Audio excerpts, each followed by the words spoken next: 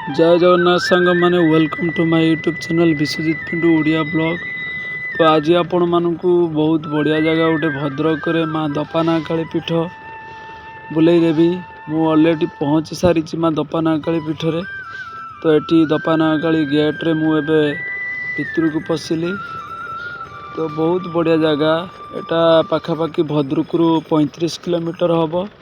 यदि आपण भुवनेश्वर आसुँच माँ दपानाकाली पीठ को ताने धामनगर छकरू धामनगर देके आसिले कुठारू कटिबे, कुठारू धुसुरी कटिबे।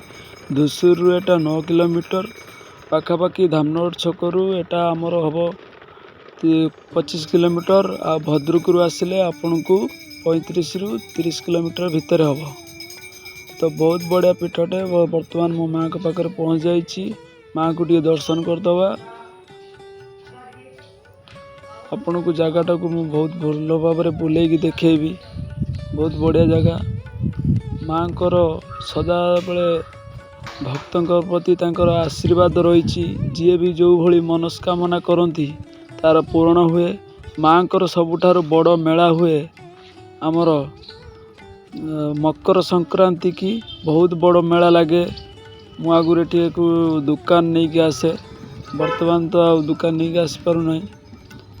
तो आज भाविली माँ को टे दर्शन कर आसबि। आपण को भी जगटा को देखेदेवी। तो सेपट जो बड़ मंदिरटा सेटा आमर जगन्नाथ मंदिर तैयारी होउछि। सी पाखापाखि 7-8 वर्ष है धीरे धीरे चली काम। से मंदिर मध्य भितर बुलेगी आग को वीडियो माध्यम देखेबी। आ पाखरे सालंदी आउ गेंगुटी नईर मिश्रण देखेबी। आउ माँ केमिति स्थापना हेले ताहा मध्य कहिबी। माँ स्थापना हेले एटा आमर बन्या एरिया जेतेबेले नई रे भरा पानी हेइथिला। तो माँ गोटे काठ भेड़ारे आसीथिले भासी भासी। आ यही कइया गछ अच्छी एठी गोटे तेंतुली गछ। से तेंतुली गछ मूले आसी माँ लागिथिले। तो माँ लागिला परे एठी माँ स्वप्न दोष करथिले जने एठी ब्राह्मण को। सी आसी देखिले जे माँ अछंती। तापरे से जेतिकी काठ पाखापाखि बहुत काठ लागिथिला। से काठर मंदिर टी आ नाही भांगी जाइछि। तो यहाँ देखु सालंदी सेपटा सालंदी यहीपटा बड़ नदीटा है गेंगुटी। एटी आसी सालंदी मिसी जो आप जानते हदगड़ जो हदगड़ गेट अच्छी याम अच्छी से नदी एटी आसी मिसी भद्रक टाउन जो नदीटी अच्छी सालंदी एपट। तो माँ से स्वप्न दोष कले काठरे गोटे मंदिर तैयारी होता। धीरे धीरे ता भक्त आसला मनस्कामना पूरण हैला। एवं गवर्नमेंट ओडिशा सरकार आर्थिक दान एवं भक्तों सब आर्थिक दान रे मंदिरटी तैयारी होइछि। मंदिरटी बहुत बढ़िया भाव तैयारी होइछि। जगहटी बहुत बढ़िया। आपण आसिले आपण बहुत बढ़िया शांतिपूर्ण जगह। किछि भी सुनसान शब्द नहीं। नदी पाखरे मंदिर पड़िया बिल। एवटू आरड़ी बाबा आरड़ी धाम आउ मात्र 10-15 किलोमीटर दूर। यह एक बिलर अवस्थित। पाखरे अच्छी ईश्वरपुर गाँ आउ दपानाकाली गाँ जेमिति माँ सेमिति। आपण माने वीडियो को आगु को आहरी देखंतु। बहुत बढ़िया ए नदी रे जुआर आसे।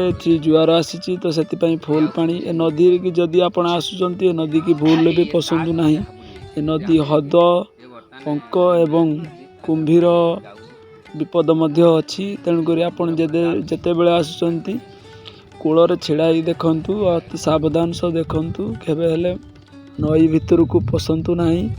ये कुंभीर बोट टी मराइतला बोट टी ता आउ नहीं। तो आपण मानक मंदिर टी जगह माँ को जगह टी देखौछि। देखंतु केते सुंदर जगह। एटी आपण जदि आसीबे मु आपन को कहबी फाका टाइम रे आसिले बहुत बढ़िया लागिवो। आ जदि आसुचंदी आपण मकर संक्रांति की बहुत भीड़। एत भीड़ जे आपण पाद भी रखी पारिबे नहीं। प्रबल भीड़ हुए। जेते बड़ पड़िया एटी सबु जाक दुकान पड़े। बहुत बड़ मेला लगे। मकर संक्रांति के आसीबे निश्चित बुलिबे। माँ दपानाकाली पीठ एक अति ऐतिहासिक पीठ। ଅନେକ ଛୋଟ ଛୋଟ ଆମ ଭଦ୍ରକରେ ଜାଗା ମା ଶକ୍ତିପୀଠ ଅଛି, ଦେବପୀଠ ଅଛି, ଯାହାକି ଆପଣଙ୍କୁ ଭିଡ଼ିଓ ମାଧ୍ୟମରେ ମୋ ଚ୍ୟାନେଲ୍ ମାଧ୍ୟମରେ ଆପଣଙ୍କୁ ଦେଖେଇବି।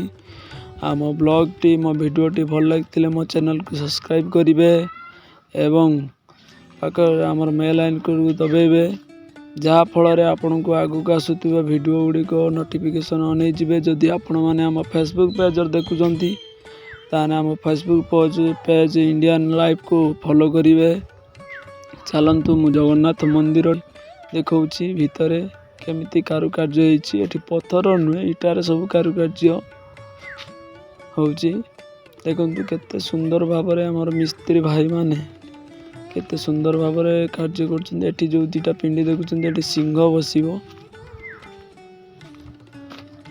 ଦେଖନ୍ତୁ କେତେ ସୁନ୍ଦର ଭାବରେ ମନ୍ଦିରଟି ତିଆରି ହେଉଛି। ଆଉ ସମ୍ପୂର୍ଣ୍ଣ ହେଇସାରିଲା ପରେ, ରଙ୍ଗ ହେଇସାରିଲା ପରେ ଆହୁରି ସୁନ୍ଦର ଦେଖାହେବ। ଜଗନ୍ନାଥ ମହାପ୍ରଭୁଙ୍କ ଜଗନ୍ନାଥ ମନ୍ଦିର ଧୀରେ ଧୀରେ କାମ ଚାଲିଛି। ସେପଟେ ମାଙ୍କ ମନ୍ଦିର କେତେ ସୁନ୍ଦର ଦେଖାହେଉଛି, କେତେ ସୁନ୍ଦର ଭିଉ, ସତରେ ଅତି ଅପୂର୍ବ। ଏଠି ଦେଖନ୍ତୁ କେତେ କାରୁକାର୍ଯ୍ୟ ହେଇଛି। ବାବା ଜଗନ୍ନାଥଙ୍କ ମହାପ୍ରଭୁ ଜଗନ୍ନାଥଙ୍କ ମନ୍ଦିର। ମୁଁ ଆପଣଙ୍କୁ ସିଂହାସନ ଦେଖାଇ ଦେଉଛି। ଭିତରେ ବାବା ମହାପ୍ରଭୁଙ୍କ ସିଂହାସନ। ବ୍ଲଗ୍ଟି ଭଲ ଲାଗିଲେ ନିଶ୍ଚିତ ଭାବରେ ଭିଡ଼ିଓକୁ ଲାଇକ୍ କରିବେ। ଲାଇକ୍ କଲେ ଆଗକୁ ଗଲେ ଭିଡ଼ିଓ ଅନେକ ଲୋକ ଦେଖିପାରିବେ ଏବଂ ଜାଗାକୁ ପରିଦର୍ଶନ କରିବା ପାଇଁ ଅନେକ ଲୋକ ଆସିବେ। ଆଉ ଆମ ତୀର୍ଥ ସ୍ଥାନଟି, ମାଙ୍କ ସ୍ଥାନଟି ଆହୁରି ଟିକେ ଡେଭଲପମେଣ୍ଟ ହେବ ଆଉ ଉନ୍ନତିକରଣ ହେବ। ମୁଁ ସରକାରଙ୍କୁ ଅନୁରୋଧ କରିବି ଭିଡ଼ିଓ ମାଧ୍ୟମରେ ଜାଗାଟିକୁ ଆଉ ଟିକେ ଉନ୍ନତି କଲେ ବହୁତ ଭଲ ହୁଅନ୍ତା। ପର୍ଯ୍ୟଟନ ସ୍ଥଳରେ ମାନ୍ୟତା ପାଆନ୍ତା ଯଦି ଆହୁରି ଭଲ ହୁଅନ୍ତା। ସୁନ୍ଦର ଜାଗା, ଅତି ଅପୂର୍ବ। ନଈର କୂଳୁ କୂଳୁ ପାଣିର ସେ ଶବ୍ଦ, କେତେ ସୁନ୍ଦର ଜାଗା। ଦେଖନ୍ତୁ ଆପଣ ଆରାମସେ ଆସିବେ। ମୁଁ ପ୍ରାୟ ଟାଇମ୍ ଆସେ, ଭିଡ଼ିଓ ସେତେବେଳେ ବ୍ଲଗ୍ ବନାଉନଥିଲି, ତ ଆଜି ବ୍ଲଗ୍ଟି ବନାଉଛି। ଜୟ ଜଗନ୍ନାଥ।